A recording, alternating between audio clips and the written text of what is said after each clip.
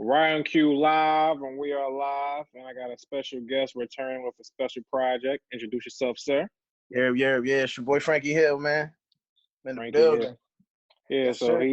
he was once or still is a user, and now and now it's all about himself. I've been saying for a while, like selfishness and being self-centered have negative connotations, but I think it's actually healthy with people. Yeah. We actually said that last time on your I last was about to say that. We might have, sure. we might have touched on that, because, Oh, you owe me royalties on this project, because I kind of was an inspiration. Probably. You probably deserve some publishing somewhere. Yeah, okay, bet. All right, bet. You know, I'm going to send a cease and desist. You know, we'll figure it out. Yeah, we're just going to shut the whole album down. All right. That make good. Yeah, that make good. So, before we get into the actual nitty-gritty of the new project, let's talk about the space in between. You know, like I said, you was pushing and rolling out, and just enjoying the whole feedback and reception of users. So how was the transition and the growth and just everything between these two projects and time periods? Talk to me about that. Yeah. So the time periods between, dang it, my bad. Am I here? Yeah, I see you. You good here. All right, yeah, because I'm like, am I? Do they bang with me? My bad. All right, there we go. Yeah. Say your question again. My bad. Just to talk about the time between these two projects. You know, things that maybe changed, things you learned, things that led into this project. Anything you want to talk about the time between these two projects? Yeah. Well, the time in between was the I would say the inspiration for this project. Because after User dropped, and things went well for us, and we kind of got a lot of just some local and some semi-national buzz and bubbling going on. So it was exciting at first, and then it got heavy. I feel like a lot of artists go through that when they put projects out, that post project depression of some sort, where it's like can you repeat? Can you do it again? Can you do it again? Can I score 40 again tonight? Or am I just, Jeremy Lin, and I just had it for a week, All shade to Jeremy Lin. All shade, he said. All Jeremy Lin. All Linsanity shade. I ain't gonna lie though, man. I still actually want some closure on Linsanity. I just really want to figure out like what happened. Mellow happened, man. Listen, this coming from a Knicks fan, bro. I feel sorry for you, King. Exactly, bro. I usually don't admit that. So yeah, that's a right hook. That's a right on cue exclusive right there. All right, cool. Got you. We'll edit that out. Cease and desist again. Cease and desist. Continue. I'm sorry. Nah, yeah. It was just that in between period of just initially it's awesome. You traveling, you doing things, you on the road. Shout out to that tour you had. That was really great to see. Yeah. Thank you. Yeah. So we went everywhere. Not everywhere, but we went a few places, and it was great. But simultaneously, it's just that doubt that weighs heavy on you. And like the first song I wrote from that was Better Than I Look, and it was really just a reminder to myself that no matter how I feel or all of these things that I'm creating in my head, the reality is I'm doing awesome. I'm in a great spot, and I felt like on Self, like the first song, High, I kind of addressed most of those fears and those doubts and all that. And then after that, like I've been telling people, like I was talking shit on the last few songs. Like those last four, I was just having a good time. I ain't gonna lie, like I felt like you was channeling a little like Do Not Disturb Drake-ish like type energy on, especially like the 9-ounce joint. Like you was talking definitely spicy. I feel that was definitely a difference in User and Self, where like you were definitely talking your shit a little more, feeling yourself, maybe rightfully so. Like, let's push it in perspective. I'm that nigga, so yeah. I was like, oh, spicy. Perspective, I'm that nigga. Yeah, nah. I mean, it was big for me, bro, because coming off User, like it was a lot of searching, it was a lot of longing for, like things to just it was a lot of that in the subject matter. And it was important for me to show my other side, like the confident side of myself, which is a place I like to dwell in and want to dwell in more. But it was just important for me to get that off. Like, you know, like I said, like the first song, it was kind of like an update of how I got to this point. But the rest of the songs, I was just like, nah, we just gonna have some fun, man. We're gonna put all feel good songs on this joint, and let's talk, man. And really, let's put the pin up there, man. Let's let people know that, you know, we can get busy too. We can get like busy. That was busy. He said, oh, this nigga said nobody can rap better than him. Yeah, this nigga's. He said you gotta ccall Hov. You gotta dig up Biggie to fuck with me. That's what he said. Dig up Biggs. Nah, hold on. Okay. So do you consider User like an album to you? Like, is that a price? Because, you know, I saw this was stated definitely as an EP. Do you consider User an EP as well, or? I mean, they all, to me, everybody. Yeah, to me, I call everything a project regardless. Yeah, so yeah. I'm usually a project person. I call this one an EP only because of how, like, I mean, granted, User was short. User was only 8 songs, you know, but this one was only 5. Like, so I just felt like calling this an album wasn't fair to, you know, people who've been waiting for new music. So to kind of like try to like promote this as an album wouldn't be fair. So that was really the only thinking in it. But for me, I approach any project I'm putting together, I'm approach it the same. Like, it has to be, you know, it has to feel cohesive, and it has to be a moment. It has to be, you know, a timestamp of where I'm currently at. And I feel like we did a good job again with Self, man. So yeah.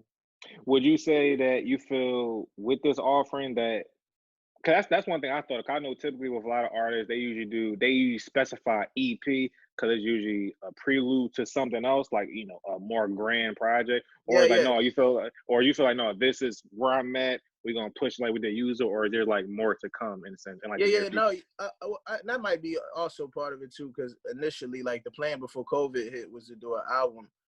This was supposed to actually drop in like, I want to say like April or so. And we was going to do a project around my birthday in June. We was going to do like an album. But COVID kind of messed all that up. So we held on to some stuff. We couldn't really shoot videos no more. So we kind of had to just readjust, but we still felt like the project was necessary and it could exist in its time. So I was just like, man, let's do it. Let's put it out, and we'll figure out everything else on the back end, you know? And because I know it's a lot of, it's the Wild Wild West for real out here now. Like, cause this whole COVID shit got the industry upside down. Like, we don't know how it's gonna look in 2 years, but I'm gonna find a way to create through it, man. And that's all I be telling people, and like artists alike, like, just find a way to create through it. You know, find a way to stay creative and keep that content pushing. Because again, it has to be all digital now, which is just different. Because it's like I enjoy live shows. Like, you've been to a few. Like, I really enjoy performing on stage for people, and that has to come to a halt for the meantime. So, you know. That's just I know I went through, like, the question I'm gonna lead to is like, have you had, besides adjusting creatively and business wise per se, but have you done like some more self-reflection person shit? Like, I know me, whether creatively and personal, I've been dealing with some, not sound deep, but like just self-reflection and like just really the whole mentality of like adapt or die. So I was like, even with this whole Zoom shit, like at first I was like, nah, I'll wait it out. I really prefer and like in-personal type experiences, podcast and shit. But I had to get myself out of my own mind. You gotta get out your own way sometimes. Yeah, let your own window close of what you built, and, you know, shit like that, whatever, and not do nothing.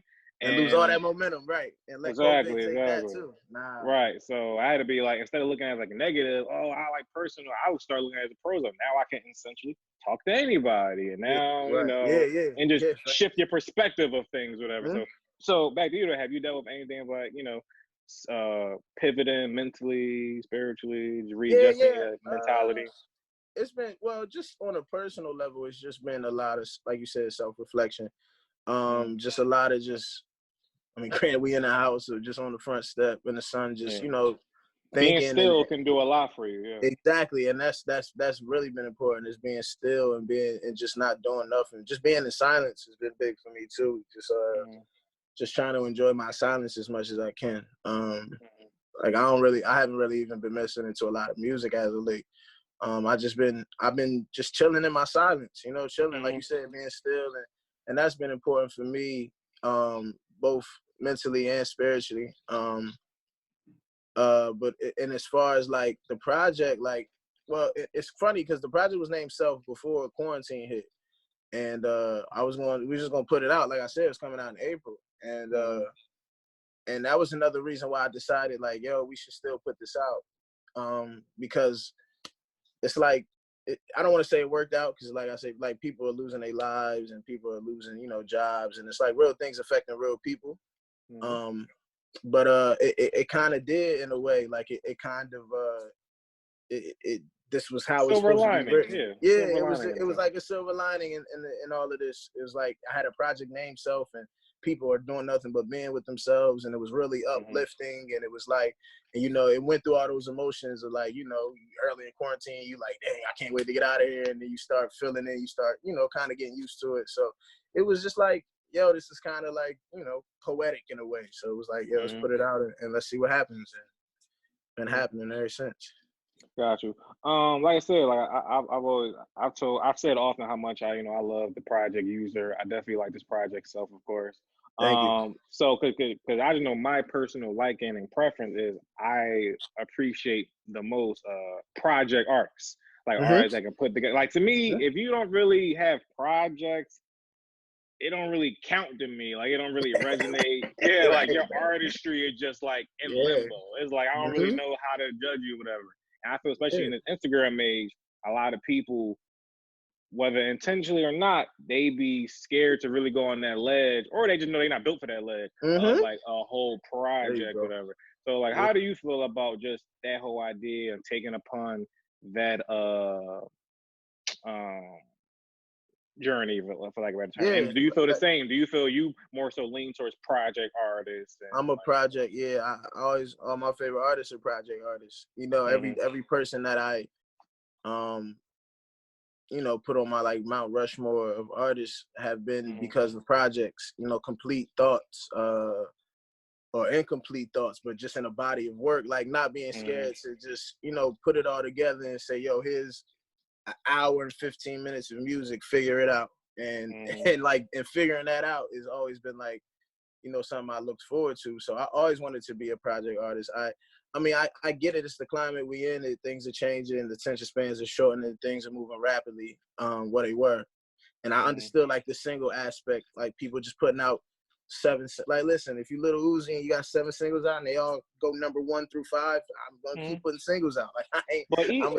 No, but you're right. But even with Uzi, again, I'm not an Uzi fan per se. But yeah, but you know, Uzi got Uzi. Exactly, and people, they go to them like, like Love Is Rage, and people stand by that shit. So I can even respect that. Like, at least he got projects. Like, but that's for me. And that's for me. That's what separates a lot of the newer acts. At least for me, like, look at me, newer acts. Like I ain't a newer act, but just still these like new niggas, man. I can't relate. But I know, right? Check me out, but nah, Uzi, right. Uzi been out for forever, but like if you could put that body of work together and it can still hit, I think that's what separates the futures. You know, even like people that's necessarily in the conscious lane, like you could put a DS2 out, you could put these bodies of work together. It separates you. You on a different echelon now. You putting albums together. You know, singles, I mean, hey, listen, man, everybody can make a jumper every once in a while. And listen, you might make 4 jumpers in a year.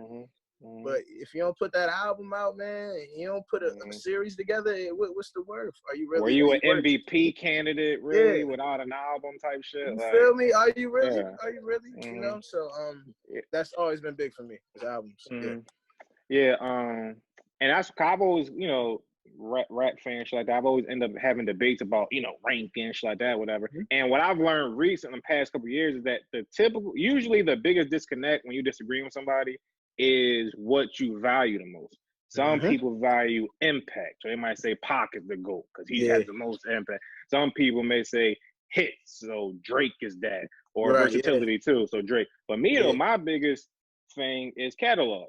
And that's why I focus with people. Of course, Hove is that, whatever. But you know, that's why I focus on like Ross. Ross may not be the biggest or hits, but his catalog is like, it's damn near undeniable against most people.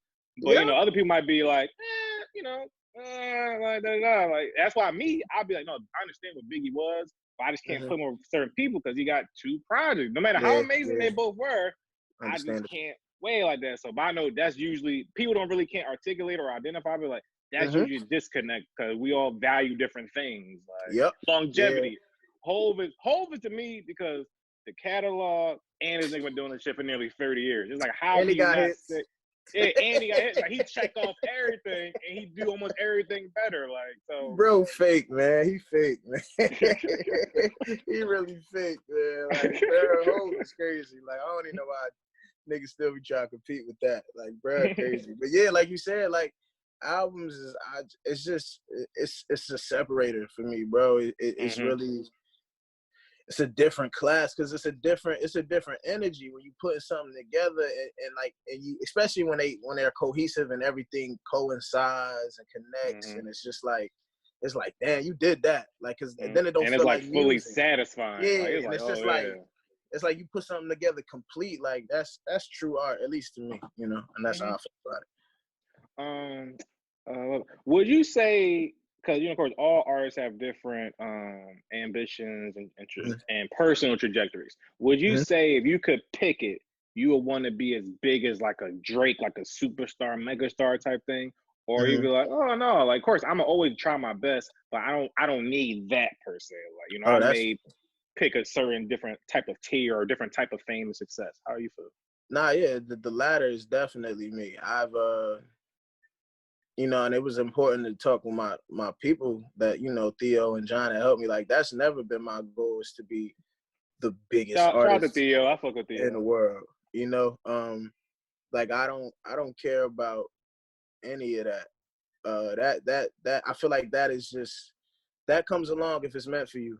I feel like what you could put your work in to do is that mid-range game, you know, that middle tier where you can feed your family, feed your friends, be respected, and impact. And that's no they the biggest things I want is impact and respect, fame and popularity. That's they cards I can't deal them cards to myself.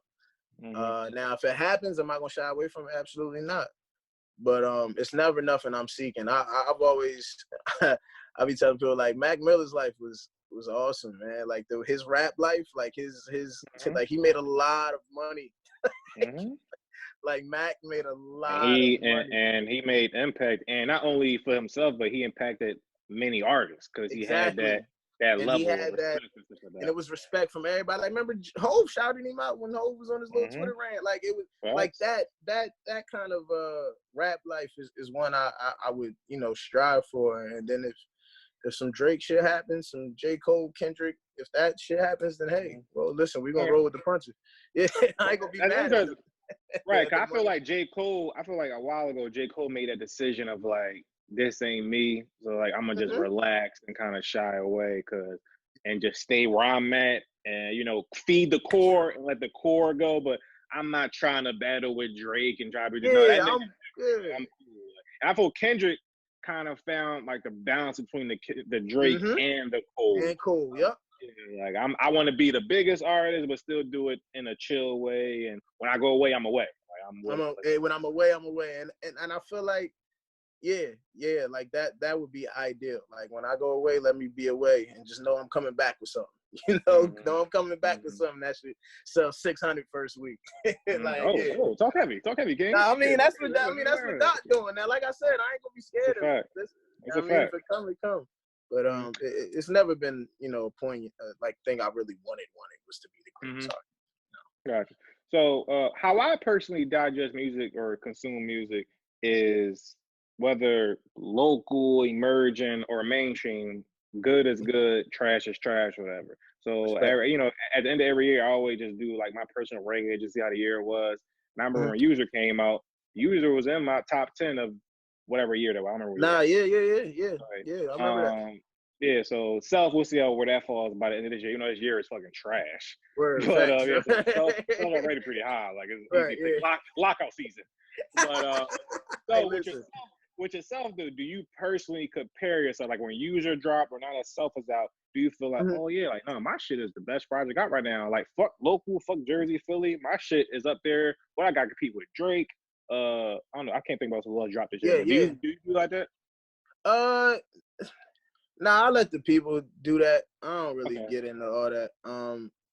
Cause at least for me, like especially with music, especially with like lengthy albums, more so user than self. Like I probably sat with that music for so long and digested it and lived with it and lived it and then wrote it and then put it out. And it gets to the point like when I put it out, I feel like to me it's dated, you know, personally. As crazy it might sound, like No, to me I get you. you feel me? Like it's dated, and I never can even compare it because I'm like I don't even know when you wrote this. I don't know when you made this. You could have made this last night.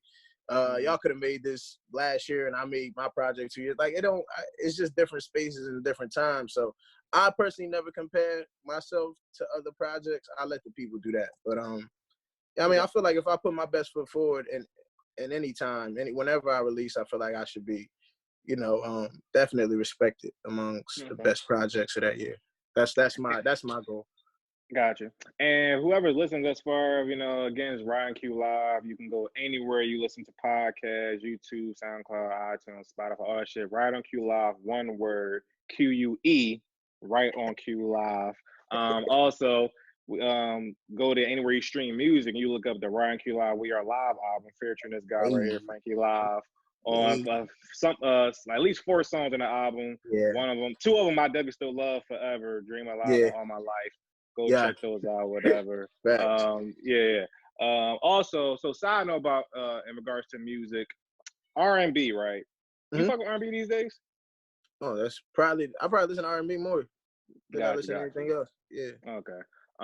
So I was having a conversation and I was like, yeah, like me personally, I feel rap isn't in the best place it could be, whatever, because I feel it's imbalanced in a sense.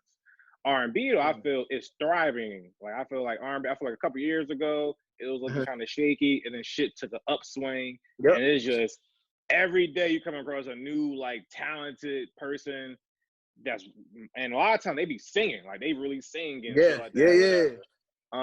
But the person I was talking to though, they actually said like, nah, I mean, I actually think R&B is still kind of shaky. Not saying it's not on the upswing, but it's still not shaky. Cause they was like, when the last time an R&B star was established? Like a real star. There's a lot of people that's popping and have moments, but when like he like for real, last star might have been like Trey Songz. And I was like, that's interesting. I don't know. Okay, moment. Okay, you threw moments in there, so I get that. That probably disqualifies somebody like a Bryson Tiller, but like Trap Soul wasn't like the Ready run, like when Trey dropped it Ready. Wasn't. Nah, because he dropped Anticipation, then Ready. He was cheating. Trey was cheating, and then he had the mixtapes where he was rapping. Like Trey was coming. He was coming. He was on shit. Yeah, he was on shit. But I mean, I would say but I understand why you wouldn't say Tiller. But I mean, her is. I feel she's still, of course, she's super talented, and I feel it's about to happen. But I don't think her moment really, like I think she might got like it's about to get better than Album of the Year. Okay, all right, look at this one. She got Album of the Year. Was it like a Cardi Album of the Year? When Cardi got her Album of the Year, Cardi was the biggest thing. Okay. Like, and I think she has her talent is like she can be on some shit like for real. But I think they pacing it though. Not saying she's doing anything wrong. I think they just pacing it, whatever. And I don't know. I feel like SZA is a star. I feel like she stepped in her stardom too. Yeah, SZA, if she would have, again, not saying she did anything wrong because you were already got your own thing, but I feel she would have kept the foot on the gas. I think she could have had a real boom, like. But I feel that. But that album that's a classic though for sure. That's a classic. That's a good point. That's a good point. And all it takes is for her to stack a classic on a classic, and now you stack 2 of them together. It's over now. Like you gonna get think pieces, and they gonna regard you in high regard. They gonna let you go away for 6 years and come back like, man. If she do it again, it's you do. And I think we that one step away from. You know, these people dropping another, like if Summer Walker drops another classic, like, bro, it's nothing we can. And speaking of Summer, I think that's also what makes things tricky nowadays with a lot of these new emerging stars. is because they have the talent and the music and whatever, but they don't really be having the star power anymore. The personality. The personality, charisma. They all introverts and all that type of shit, whatever. So I think that probably would stop. Like SZA always talked about, like, you know, her dealing with certain things and having to relax. We already know what Summer Walker talk about. So I think that might be like stopping the ceilings of things. But I feel like to that argument, I'm not saying that's like, wrong, but no, I just feel like stars haven't been created like that. I mean, I feel like those are far few in between of those outspoken stars. Like Michael Jackson didn't talk a lot, you know. He's probably the most famous person of all time. Like Pop talked a lot. Side note question: Who's more famous? Who's more famous? Because you know you a thinker, so I'm gonna see where you land with this. Who's more famous? Michael Jackson or Jesus?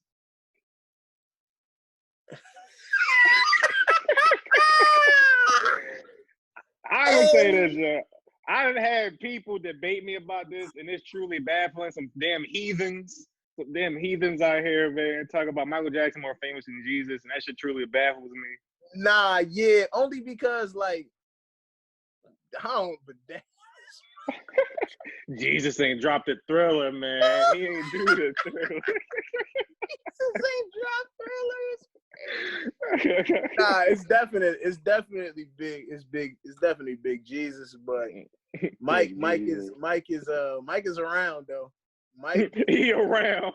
Michael Jackson around, bro. Like, bro, like I've never seen someone that famous, bro. Like, I ain't seen like, but it's Jesus. Like, come on, man. Like, he's more famous than Michael Jackson, man. Right. Like, and that's the thing too. Like, I wouldn't care if someone was like you said, Michael around, like he around there, da da da.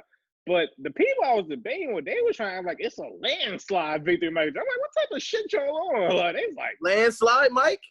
They gotta understand. Like, yo, but Jesus got like a whole like he got like a whole calendar. Like AD, like they got AD, BC, and he got all the years before Mike was born. Like niggas still like Mike Jesus. just died down there like a decade ago. Let's see how it is in 100 years. Like, let's see. Like, what was Mike, like 50 or 60 when he passed? Like, Jesus been out here for a couple hundreds of years. Like, it's people that have existed that never knew Michael Jackson. No, I feel like that you can't say the same about Jesus. So how about that's this? why he's definitely more popular. That's why I was like, is Michael Jackson even more famous than Martin Luther King? No. I'm gonna go no. Yeah, I'm gonna go no. Yeah. Nah, not at all. Yeah, so I think people get caught up in, you know, the greatness and the entertainment value of it, but it's like, no, it's really been some like crazy figures on this planet. Like, we've some really popular and just recognizable people. For sure. Nah, that's a fact. Like I said, you had your Drake talk on some of these songs, and one of the things did you like the Drake project? Dark I don't know what it's called. Demo tapes. Yeah, no, I didn't. It was cool. I have all those songs, like my favorites. I had them already. Right. I had them, so it wasn't like I was running. It was good to have them all centralized. I do like that second back half though, like that from like I like Landed, Florida with Love, Losses, and the joint with Fabio and Sosa, the Demons. Fire. Yeah, that back half was cool for me. I really enjoyed that. But overall, like, I mean, I was living with Desires. I had, you feel me? I had most of these joints already, so I'm like, they was hard, but like I wasn't like, oh my God, this is the crazy. I'm waiting for the album though. I feel like his album's gonna be something special for real. I think he owns something. Gotcha. So he definitely did it on maybe say it might have been When They Say When in Chicago, one of them joints. But he had a line talking about how it feel to have it when you don't got your team, some shit like that, right? He talking about basically the point was it's better to get it when you got the same team. Like how you win it without the team you had before you had some shit like that, right? And Drake does type of lines all the time, putting things in perspective. So I know so with you having such a good team from the outside looking in, you know, with Theo, like I fuck with Theo, how important is that? And would you say it was a organic thing? And do you think about as you continue to ascend, do you think about like certain people you feel you would have to bring on, or feel the need to not want to bring nobody on? Like, how do you think about like your team and what that should look like as you continue to grow? Yeah, like expanding. Teams are important. Teams are important. Yeah. No, it's always letting it be organic is important. That has to be like the first step. It can't happen. It can't be forced. It has to make sense and happen the right way. That's big. But also, I definitely think building and expanding a team is the most important thing for one, an independent artist, but two, just an artist in just period, because you need people to just block out or just deal with some of like the minute and just little things, like just some of the really small things where you got to live your life. You got to do 3 interviews today, boom, bow, and you just need somebody to check the email for somebody that's trying to send you beats. And it might be something small like that to something big as, making a play for you. And it's always important to keep challenging your team and expanding so you can, relieve some of the responsibilities or add new responsibilities to somebody else who may have a different skill set, and you can move other responsibilities somewhere else, So I think it's important to definitely find people who can, one who fit your moral system and just everything you believe in and you want to be, and like what you want to represent.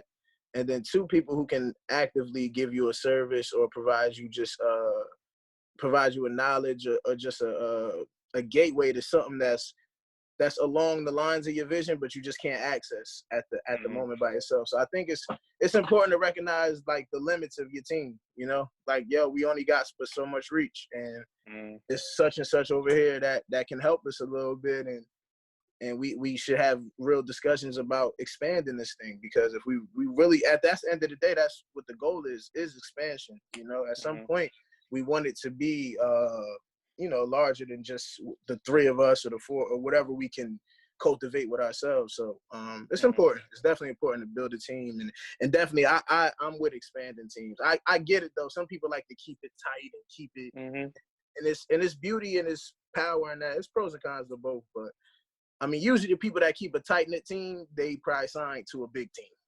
Don't let it get twisted. Like if you signed, you got a big team. But yeah, teams are important. Teams are definitely important.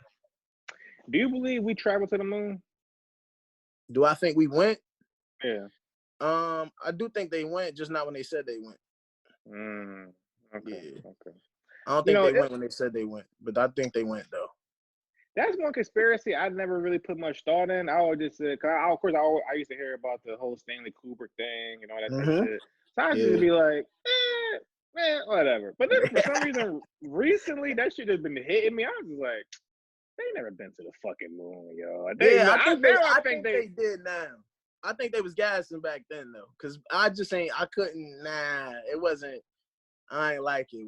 And then they had quotables, like one small step and one leap. So I'm like, nah, bro, y'all went up there with a script. Yeah, like, nah, that was George Lucas film. But... yeah, like you're not getting me, bro. Like, nah, you're not telling me y'all went to the moon to shoot a movie. Like, nah. So this is my thing though. I feel knowing America, because we don't know how to do nothing in like nothing a little bit. We just extremists as a nation. Everything is on go, whatever. I feel if we would have went to the moon ever, we would have hoarded that shit out by now. I feel we would have been there so many times. Moon would have been polluted. It would have been fucked up. Like, I just feel like I'm like, yo, like we don't even hear about the moon for real. Like it's like it's never happened. And that was like 50 years ago. So I feel like if we really went even, I'm world would never. Like, which is hard for me to grasp. I just feel like, why the fuck can we figure that out? That's just strange to me. But I don't think that should ever happen. I think that's a big ass fraud.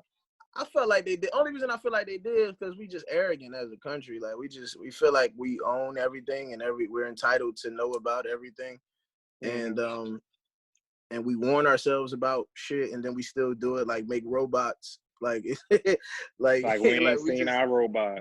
we ain't create the movie like, yo, this is what's gonna happen, and then we go and do it and be like, damn, this shit really happened. Like, well no shit, pal. Like this was damn, we done made 8 Terminators, and this shit actually happened. Like the movie. Like, we don't go Arnold Schwarzenegger and Will Smith put a budget behind it. Like, yo, yes, it happened. So, but nah, yeah, I felt like we just super arrogant and we would just do it anyway, even though we probably should. Yeah. But yeah, that's my thoughts on it.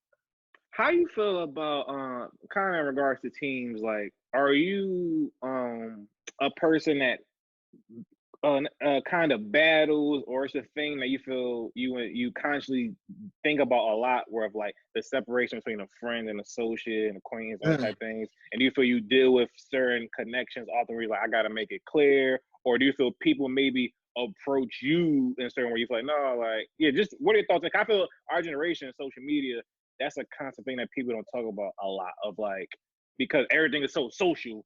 A lot of things, a lot of lines can get blurred of like, oh no, we are not that, and that's okay. Like, you know, it could be a line and a buffer, but people try to make everything like, yo, we bros. Yeah. We all family, and it's all fam. Nah, yeah.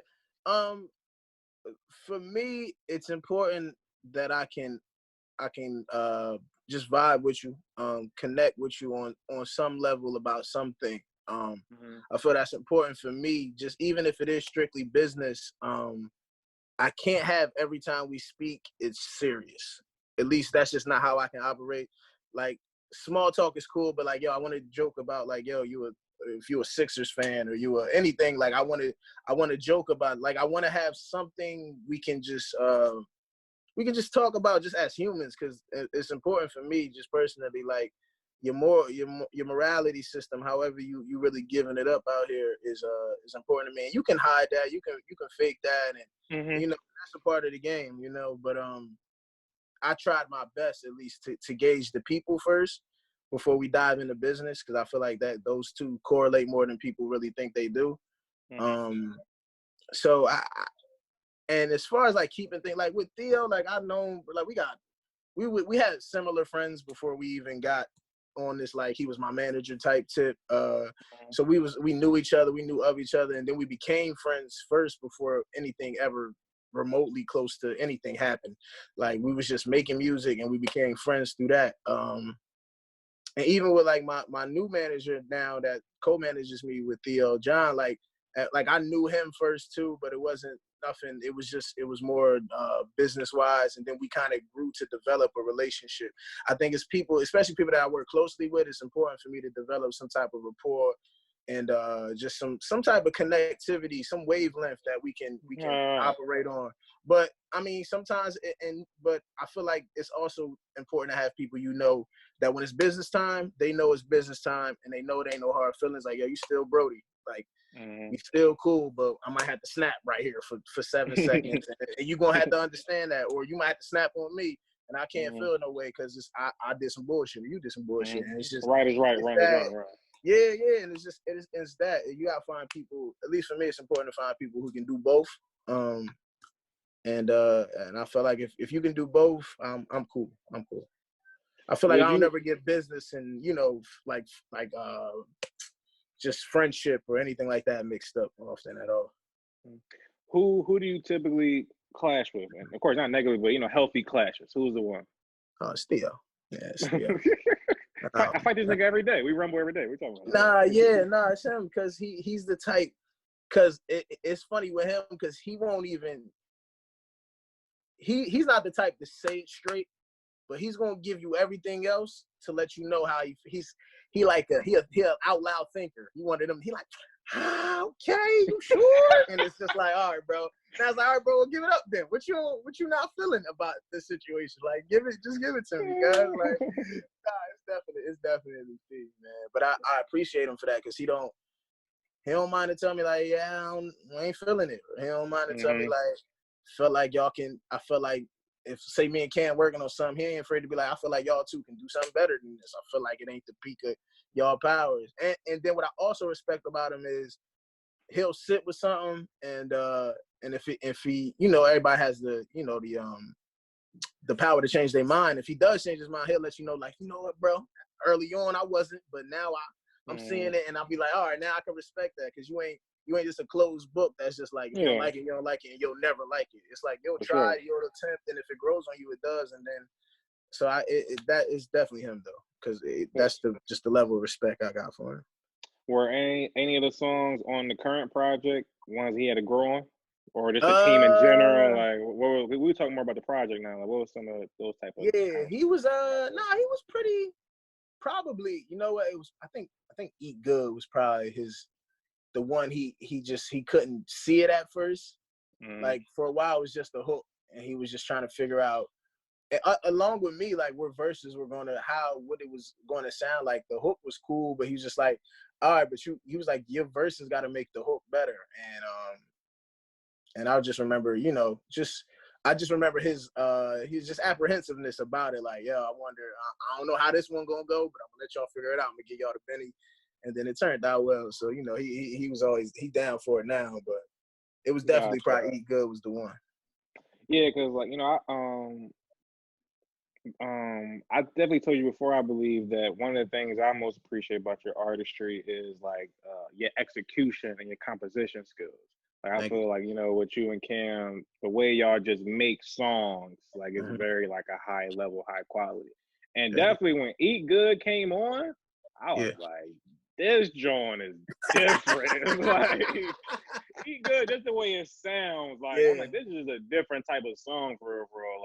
Like, and I feel like, like that's a good song. I feel that's usually better. When I first heard that, I was like, oh, this is a good song. Now she's talking shit, but Eat Good, I feel like, oh no, this is like a graduated type joint. I feel like I'm not sure if I would have thought about this when I heard User. Right. And that's what that's why Eat Good was important to make.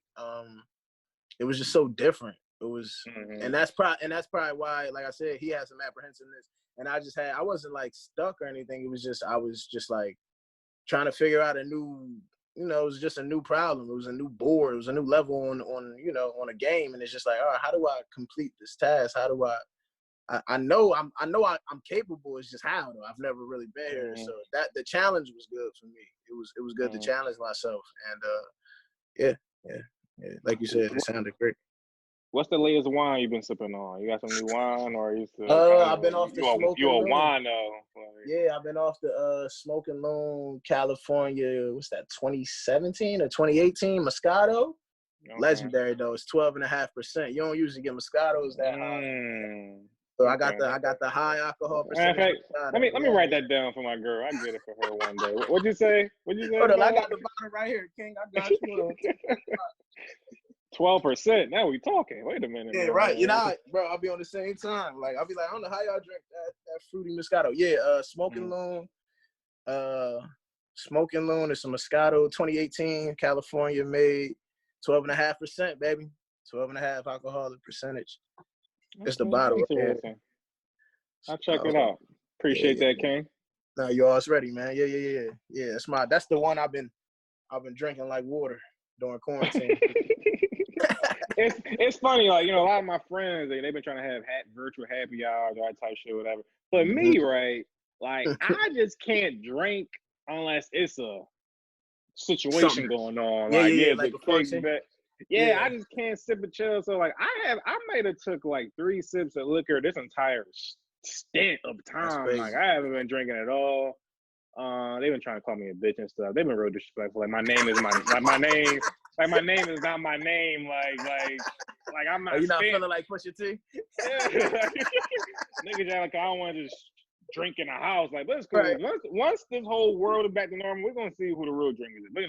But that's a whole other topic though. Nah, I feel you though. I feel you on that, man. I definitely feel you, because it's been hard to just. Wine is, for me, it don't feel like liquor. It don't feel like I'm taking shots of tequila, because I ain't been doing that a lot. I can't do that, man. Not during this. Like you said, I need somewhere to be during that kind of shit. Right. So, yeah. What would you say are some things, if anything, at this point in your life that you feel you still are repairing? Like things that you feel maybe in inhibitors of yourself and your progression as a person and growth. Things you feel that, like, if anything, time management. Not necessarily with my the dream, like with you know, being an artist, but more just in my personal life, just managing time as far as like seeing my family more, and that's why this quarantine has been a blessing, because I had to sit down. You know, I've been forced to sit down. I'm not running to work and then leaving work and running to a studio, or you know, and then just sleeping and getting up and doing the same thing over and over again. So that's been something I've been wanting to work on, and I was actively working on before quarantine hit, but now quarantine's only, you know, magnified that situation for me. So I've been staying focused and just trying to, I would definitely say like time management has been something for me that I felt like was just holding me back from being my complete and just fulfilling myself, you know. That's been the thing. So yeah, time management probably. Cool. So before we go back into the this current project, map out your dream project. So let's say you get the time, all the stars are falling into alignment, all the things are good, and you can have everything at your disposal to make your dream debut album. Let's talk about the first two, because I know I can understand the artist. You might want to do some debut versus the soft. Yeah, right. Yeah, so let's talk about the debut. What would be the length? Maybe the type of, we don't talk about the theme, but the sound maybe, and like key producers and features. Or would it be a solo effort all the way through? Just some thoughts about the debut album. Most likely, I'm saying like anywhere between like 12 to 14 tracks. Okay. I would definitely need Cam. Off the top of my head, as far as producers, it would be Cam, my boy J-Tab, who did 9 Ounce. I would need them two, Mike Will, and most likely someone like just different, like I would say like not Jake Dilla. Dang, what is his name? Jake One, the dude that did he did Winter Schemes. Yeah. All that kind of energy. I can see that. Yeah, I like that. Yeah, like some Jake One and probably some Justice League type, because I would want it to feel I would want it to have those moments of high energy and then those moments of soulfulness, and I think me and Cam can dive into those moments of vulnerability. So I would kind of want to create a project like that complete. As far as features, ideally I would love a Frank Ocean verse and hook. I can see that. Yeah, I would also enjoy like a Erykah Badu cameo. I'm gonna say it, I'm on the hill. All my friends know it. I'm not the Frank Ocean guy. I got you. He don't miss on features though. He's never missed on a feature. So I'm rolling with that idea. Like, I need a Frank Ocean. I need a verse and a hook. I need a Badu. Okay. I need a Badu. I just need Badu just singing the words I rap. I just feel like that'd be. I don't even need her to do nothing extravagant. I just need her to exist on something. I need some Ty Dolla $ign ad-libs at some point. And that's probably it. That's probably all I would really, really want on my debut. Because on my debut, I don't think I would want anyone like a Jay-Z or a Drake or Kendrick. Even though I would love. Oh, you ain't trying to get washed? No, it ain't. Oh, no. It ain't about the smoke. It ain't about that. Oh, trust me. I know. No. Yeah. Who the fuck is a hoe? What's a hoe? What we talking about? The pen. We gonna wield the pen. That ain't. Wield the pen. I just don't. I would never want. I want to see what I can do by myself on my own merit, especially on that first effort. I feel like it's important to just know what. And none of the people I named were really. I mean, they'll definitely help with sales and drive eyes to it, because they're huge artists. But they're kind of like accents to what you're doing. Yeah, it would more never. So than like a Drake verse. Yeah, like know what a Drake verse holds, or a whole verse. Or a Kendrick. It's like, whoa, first album, we got a Kendrick. Like, I would just want to put that effort forth by myself with some, like I said, like all the people I named, making the music behind it. I feel like, man, listen, I feel like you give me that, it's a wrap, man. And then unlimited bottles of wine, and I'm good. Okay, cool. Is there a certain phrase that you feel you could describe your sound or type of style of music you make, whatever? Or do you have like a phrase, or you feel A phrase? Nah, I don't even have a word really. Yeah, I don't know. Yeah, I truthfully don't know. Only because like I feel like I'm growing and and And I I only asked really because I was telling someone about your music, yeah, and they was like, "Oh, I fuck with this." He's like a, and it wasn't like no like condescending tone. They're like, yeah, he's like a neo soul rapper. yeah, And I thought about it, and I was like, I can see that, but I feel usually yeah. one of my issues with neo soul rapper or those hmm type of people is they don't really have like highs. It's usually hmm very just across the Yeah, board. And I feel you play with levels. yeah, So and that's why I said it's definitely it's difficult for me to even categorize it or try to give it a theme because I feel like from project to project, I know my themes are just going to change. I can feel it. I can feel like the ups and the downs. I could just because it's so much to deal with just how I'm feeling at the moment and in the moment, whether it's how I feel like for the week or just for that 14 seconds I'm writing that one line. It could be. I change so much, so it's hard for me to really pinpoint, honestly, truthfully. Gotcha. Are you Yeah. a fast writer and or recorder? Am I a fast writer or recorder? Hey, would you say so? Fast neither. I'm fast neither. Yeah. Okay. I write. I don't write slow. But I pace myself in my writing. Like I'll write something and I'll write it. I'll write a full verse and I'll have it and I'll record it and then I'll hate it and I'll rewrite that verse. So I'll say it takes a long time for me to flesh out a song, especially Gotcha. like my music personally. If I'm doing something for somebody and they want a verse, I'm a pen something. No, I'm gonna give you something with some high quality, but I probably won't write it 90 times like I would for my own project. It's just the reality of the situation. And as far as a recording, like I'm great after I recorded it once. After I lay it down, I'm not great at like recording it in the studio the first time I do it and then loving it. I always hate it. I always hate it. It's always because for me delivery and nuance and pitch and level is so key for me. It's hard to do that perfectly the first time. So usually I'll spit it how I think I like it. I'll go home, I'll sit with it, and I'll adjust it. And then when I go back, I can get it and I can one take it at that point. But like as far as like the first time recording it, I'm usually trying to figure it out as I'm recording it too. Like, cause it's different from just sitting in your room on a laptop rapping than being behind the studio, behind the microphone. And you actually saying it and it's cutting through like the actual beat. So, but yeah, I'm a Gotcha. pretty moderate for both, I'd say. Okay. Would you ever, of course, it's maybe down the line a little bit. Would you ever see yourself wanting or doing a label deal, or you always kind of see yourself in the artist position? Like, would you Uh ever want to be like, oh, you saying like on my own label yeah, like kind of sign thing? artists and shit like that?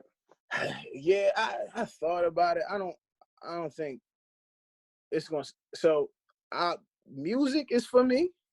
And being on that side of the business is for me, but the music business I don't think is like being and I mean I'm subject to Executive change. and shit. Yeah, being an executive is someone who has just someone else's fate in their hands. I feel like at times is just not something I'm completely comfortable with. So like that business side of it, I probably don't think I'll ever dabble in. But like, I mean, I feel like at some point I would love to be like a mentor, like just someone. What they call what was Jerry West like just a fucking I don't know what they call it, like a consultant. That's the word I was looking for, like a consultant of some sort. I could see myself in that role, but I don't ever see myself being like head of Def Jam or anything like that, trying to sign Gotcha. artists and make people pop. Like nah, I don't. Not currently, at least. Gotcha. How Yeah. much do you think a stream should be worth? A It's a lot great of people talk question. about streaming and da da da, but I haven't heard someone actually put out an actual figure. Somebody told me recently it I actually forgot. He was mad. They either said $1 or $10. Maybe $10 I don't know. $10 a I stream don't is wild. know. Nah, that's just That's $10 a stream. I feel like might never ever happen.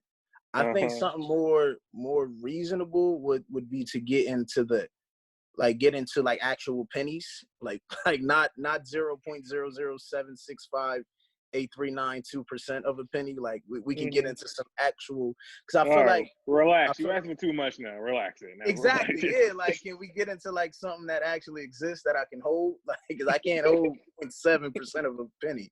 But I think I've thought of this just in past, and I've thought of like ringtone era, like when it was like 10 cents to get like ringtones. And I feel like the way they count streams is along that same 30-second, 25-second interval, because every 30 seconds that's a good equivalency, yeah. You know what I'm saying? So I feel like if we got paid maybe 10 cents a stream, I feel like it'd feel a little different. I mean, now ideally, I think $1 a stream is what we ideally want. Because how they used to set up the label contracts, you only get paid for 10 songs. Each song was $1. That's how you got to your little 10. They threw the tax on 10.99, whatever it was, and boom, that's how we printed it up.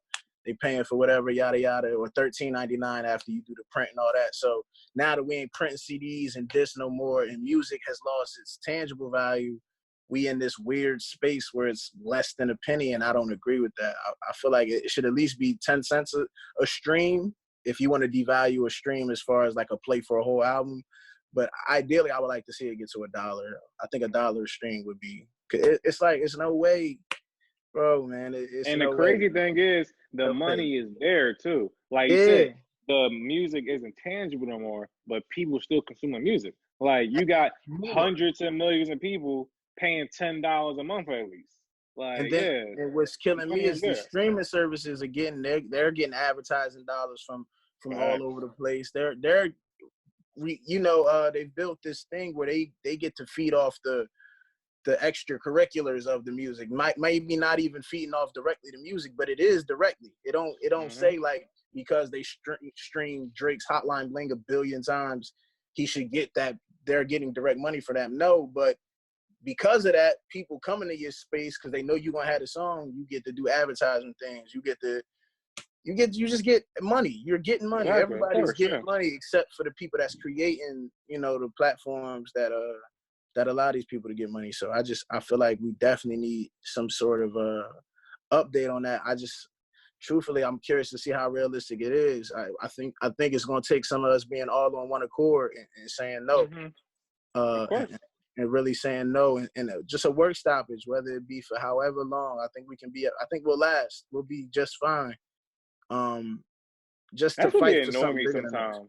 That's what be annoying me. I'd be like, of course, I don't know, from my vantage point, but I feel just history shows a lot of shit do be more simple than what people try to make it seem. I think people just be, they be complacent and don't want to be too comfortable and don't want to risk things. But like you said, that's literally all it would take. Niggas like whole, the figures from whole down to a fucking Big Sean and everything in between. Keep people in those things.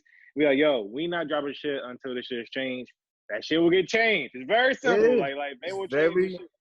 They will, they will. And they would have to get some of the young boys on the horn too, like the Lil Babies, the NBA young boys, like the people that's just doing ridiculous numbers, like the number YouTuber, and it would just have NBA. Nah, it's a rap. He don't give a fuck about that shit.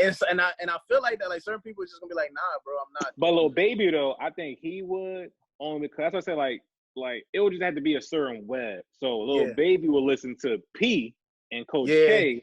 Who will, listen to the holes or whatever. Right.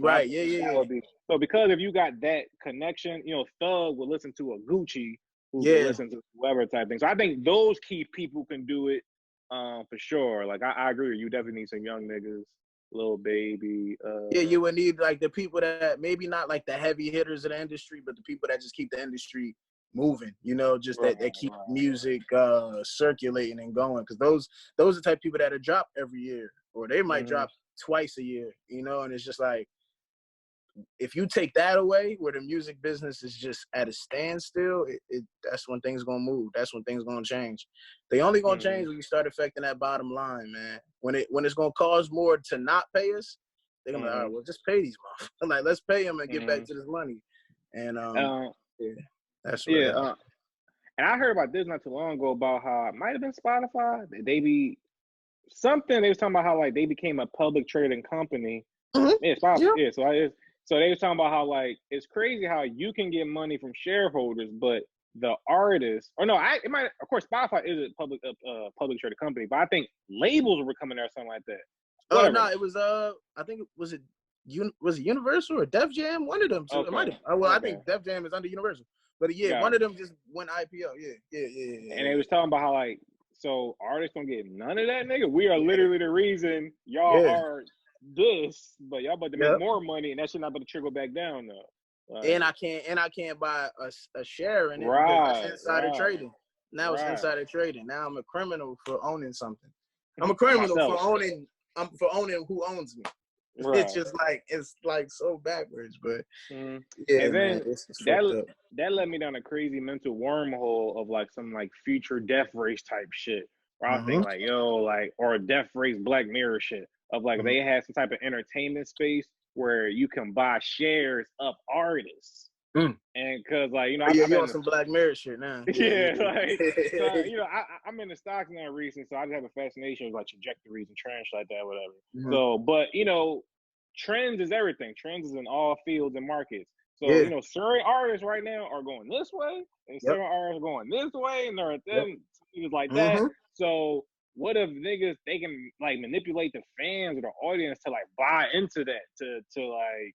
Or the media to buy into it to cause certain trends or capitalize off certain trends. That was a wormhole. That would be interesting. It would be crazy to value an artist though. It's like how do you correctly value? How do you value someone like I don't know like I'm trying to think of someone who operates in two fields like a Vince Staples or something. Like, how do you value those in between people who are like who have just impact with the culture, but maybe don't do the greatest numbers in the world, but probably then they can go do steady. But I get your point though. But he probably just holding steady at like you know like a good $25 per share type job. Then how do you value Childish Gambino? Because you get Atlanta with that. Yeah, Childish Gambino. Yeah, that's $100 stock right there. That's like $200 stock right there. But then if you buy into that, do you get shares on his movies? Like, and then all right, so if he's $100, then what's Drake? What's Hov? Yeah. No, Hov a private. He not public. He not public. Yeah, he private. Drake joined definitely on some Tesla numbers. Yeah, Drake that's what I'm saying. Yeah, like he on some Elon Musk shit. Like, yeah, that was crazy, man.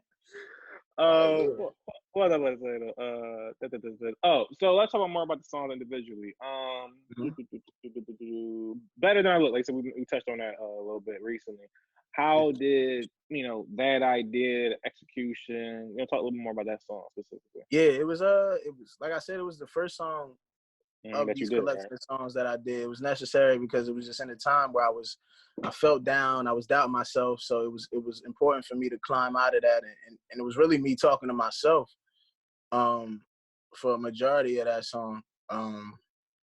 It was like affirmations for me almost in a way. Like it was just me reminding myself that I am what I am for a reason, and I have something within me to give to the world, and I shouldn't be afraid of that.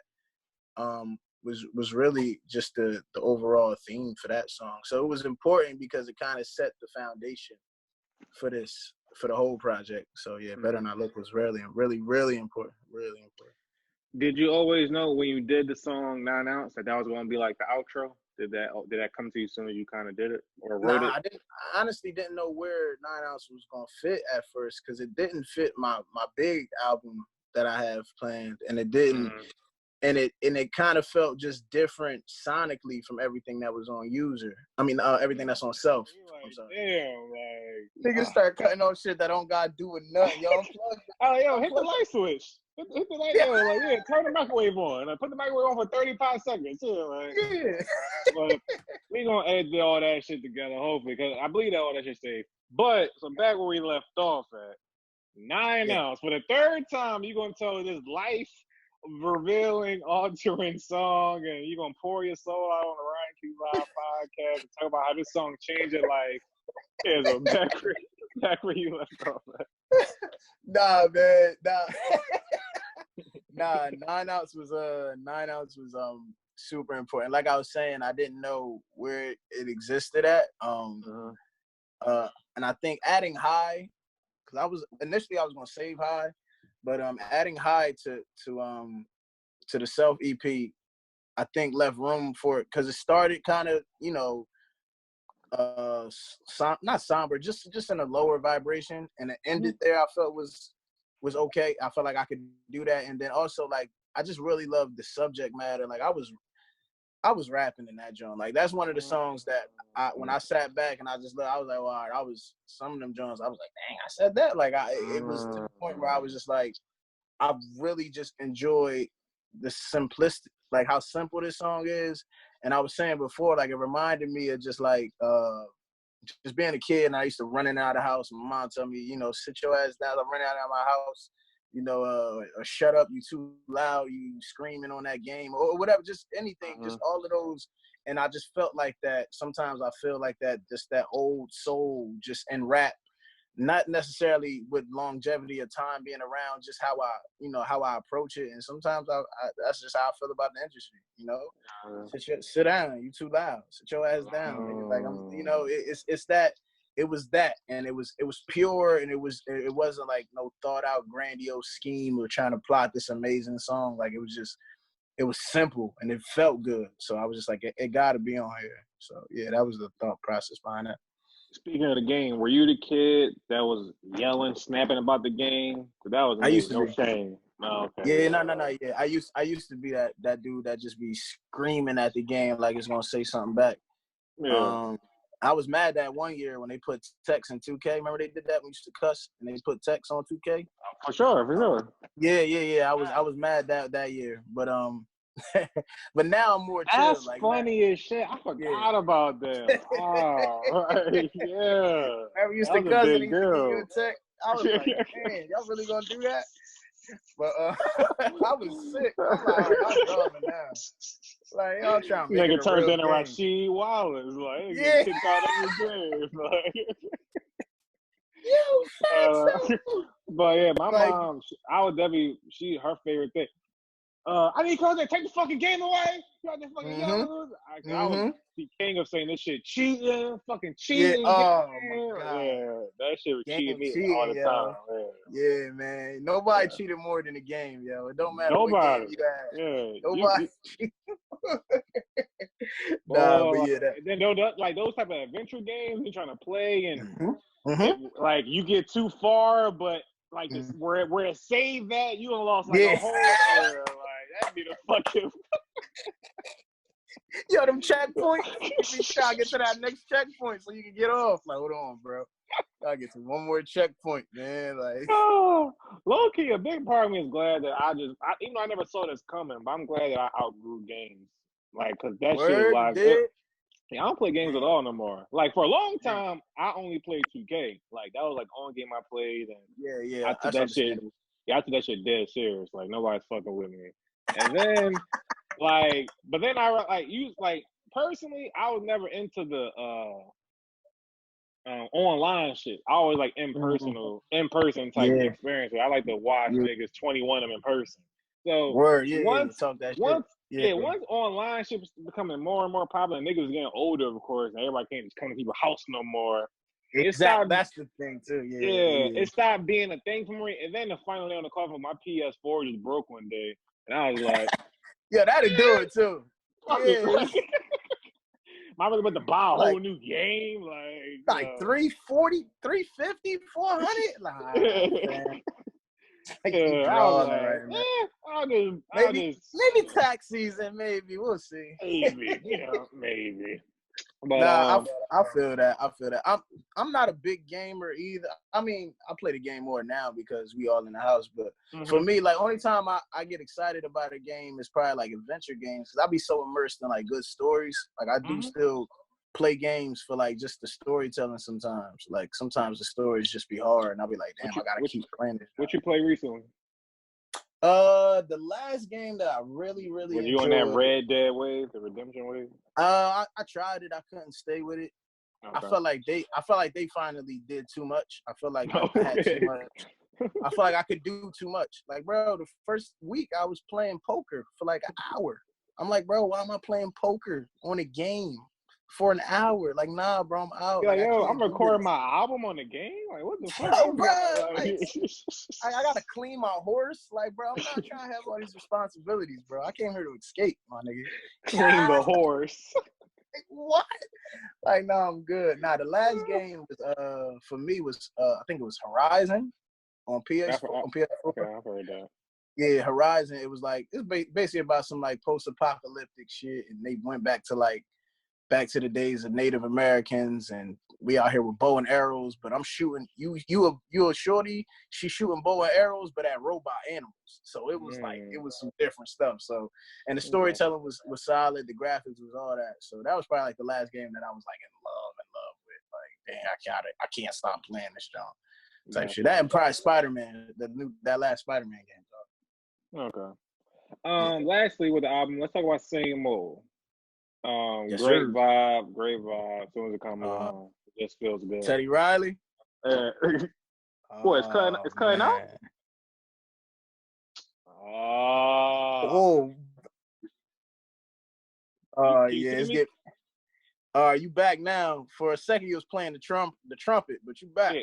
You can hear me. You can see me.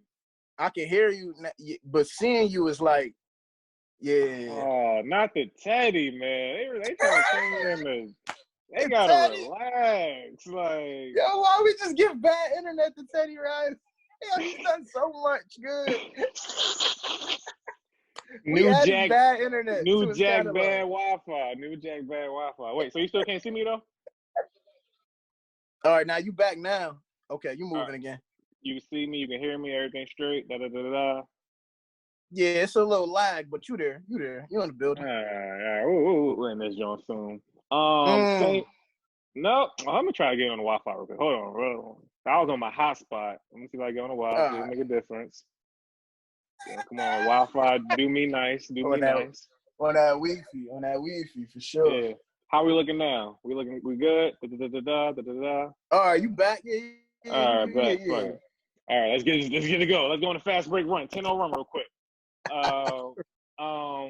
Same Old. Talk more about that song. Same Old was, man, we was just vibing that day. I forgot I think it was me, Ivy Soul, and Cam. We was in the studio, and Ivy just came through. I think she had just came back from wherever she was. Mm-hmm.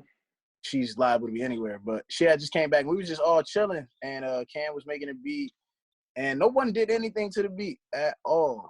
And and I just had that beat in my email for so long, and then was around this time when I was making new music, I came across it again, and I don't know what it was about it. It just made it was so groovy, but it made me want to just talk about just love in some way, just like it's cool and as groovy as possible. And then I came across the idea of just like you was in a relationship with a shorty and things went, whether they went left or some people say they went right, and y'all separate and y'all some people say they went right, but y'all separate, and but through that you kind of see her to fix herself for maybe mistakes you made, or just tinkering with things that like she was pure, but maybe you weren't the purest. And it was big for me to talk on that, because I feel like a lot of the times we put things on our women that maybe sometimes it was just us we needed to work out. And I think sometimes they feel like it's so cliche to say that, but sometimes it really is me. And you're awesome. You're great. And I don't want to see you dive into things that aren't you because you feel like you're lacking something because I was, incomplete, and that was really like the theme of that. It was like, you're not the same old way, and I can see that. And I feel bad about it because I feel like I'm a part of that reason that you're going through this, change, because No, I probably did some bullshit. Okay, I like that. Yeah, so that's what that. Niggas ain't shit, man. I get it. All that to say, man. Niggas be fucking up, man. Niggas be on some nice shit, baby. man. Come on, all right, and one of the last questions I asked you, do you want a Grammy one day? Like, is that a goal? Is that on the bucket list? Yeah. Is as indifferent and over the Academy Awards as I am, I do still want one.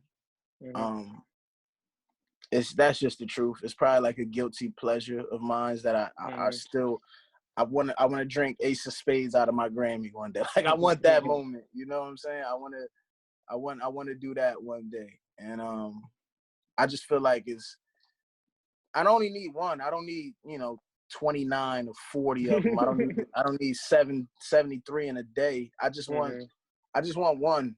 Just not saying it validates anything because I know it doesn't.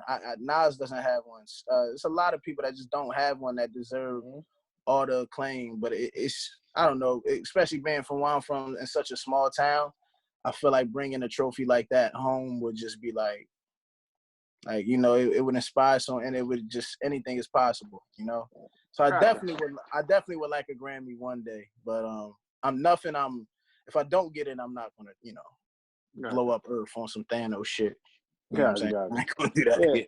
Yeah, I respect that perspective. Definitely, with the awareness of it being like a possible guilty pleasure, shit like that. Because generally, I just be like, every year, I didn't watch the Grammys in years. Also, I don't watch awards in general. But every year I see niggas complain about the same shit. I'm just like, oh, they got it wrong, and this and that. And then the one time they do get it, quote unquote, right, then it's like, oh yeah, but it's like, dog. To me, it's just like I remember when me personally, I was like kind of weird about when Spike Lee got his like some type of, he either got like a Lifetime thing or he might have got Best Director for Black Klansman, something around when Black Klansman came out. And he never got an Oscar before, I believe. And he was just hype as shit. Nigga was jumping up and down. And I was like, you are fucking Spike Lee. Like, like the fact that they just gave you to me, his reaction to that made it seem like he validated them instead of being like, no, y'all niggas was invalid for not recognizing me being fucking Spike Lee for 30 years. Word, so I feel like those moments be key of like, no, like y'all niggas be more wrong than right. So why the fuck am I still looking up to that in a sense? I feel like that's a thing that needs to be discussed. Exactly. No, and that's why I said I struggle with it. And that's why I called it a guilty pleasure, because it's like at the end of the day, man, like sometimes I ain't gonna lie, like I still get like I don't watch the show, but I'll read it and I'll look and I'll be of like, course, I'm like, bro, Igor won best rap. Like he didn't rap on that album, and I love Igor, but he didn't rap, bro. Like, like you took that time to not give love to someone who actually spent a lot of time rapping on the album, and it was even more powerful for him to be up there and say it, and he said it too. He said it as a winner. It always is different when you got the trophy. You look like a bitter ex when you don't got it, but when you got it, it hit a little different. So I was happy. And maybe I wanted for that moment too, like just to have that stage and had a whole statement, at my fingertips for however many seconds to that cue to music. But I definitely just one. All I need is one, man. But if I don't get it, I ain't tripping. But I definitely want one. Gotcha, I respect it. So we'll end it right here. Again, I always appreciate you. Always good energy. Always. And so drop mention anything, promote anything. Oh yeah, man. Yeah, Franky Hill. You can find me everywhere.